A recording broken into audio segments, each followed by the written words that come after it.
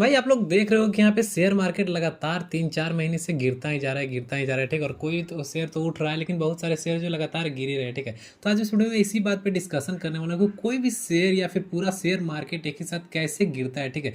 क्यों गिरता है, इसका गिरने का क्या क्या कारण हो सकता है, सारा डिटेल में आज इस वीडियो में आप लोग को बताऊंगा, ठीक है। मैं खुद मतलब पूरा रिसर्च करके आया हूँ, कम से कम 2-3 सप्ताह मुझे लगा है पूरा रिसर्च करने में, ठीक है। मतलब क्यों क्यों गिरता है, क्या क्या हो सकता है, क्या क्या कारण हो सकता है, सारे कारण मैं यहाँ पे लाया हूँ आप लोगों के लिए, ठीक है। तो सबसे पहला कारण क्या हो सकता है, तो सबसे पहला कारण होता है, देखिए, मार्केट सेंटीमेंट, ठीक है।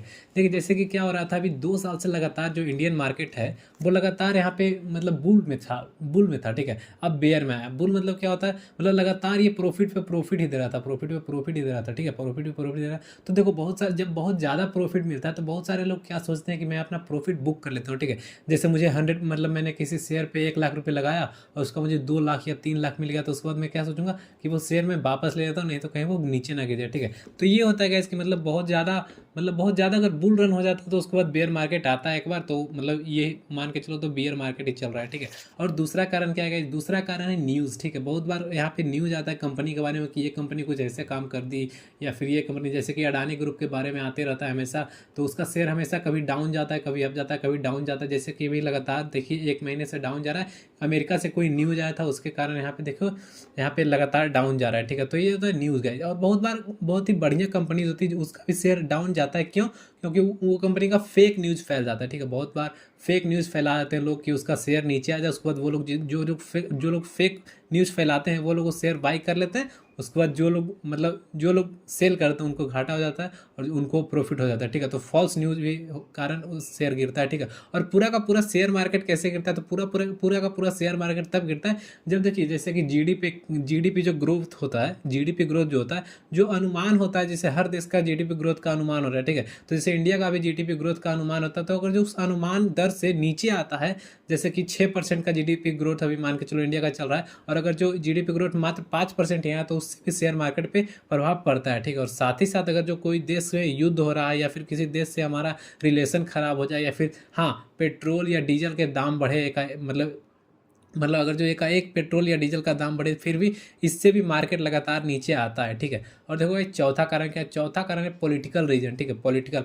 देखिए बहुत बार क्या होता है, जैसे चुनाव होता है तो चुनाव में जैसे सबको पता रहता है कि ये पार्टी आने वाला है या फिर ये पार्टी आने वाला है, लेकिन कोई दूसरा पार्टी आया तो उसके कारण भी शेयर मार्केट बहुत डाउन होता है। जैसे कि अभी देखिए हमारे देश में प्रधानमंत्री का जो चुनाव हुआ था, उसमें देखिए 1-2 दिन पहले कितना शेयर मार्केट डाउन हुआ था, और जिस दिन प्रधानमंत्री बने थे उस दिन भी डाउन हुआ था, ठीक है। लेकिन उसके अगले दिन फिर तुरंत मार्केट बुल रन में आ गया, मतलब तुरंत एकदम से हाई प्रॉफिट देने लगा, ठीक है। और पांचवा कारण क्या है, पांचवा कारण हाई डिमांड, मतलब लो डिमांड हाई सप्लाई, ठीक है। क्या होता है high low demand high supply, मतलब क्या होता है कि जैसे कोई भी शेयर है XYZ, उस शेयर मेरे पास है, ठीक है, मेरे पास है, और 10 और लोगों के भी पास है, ठीक है।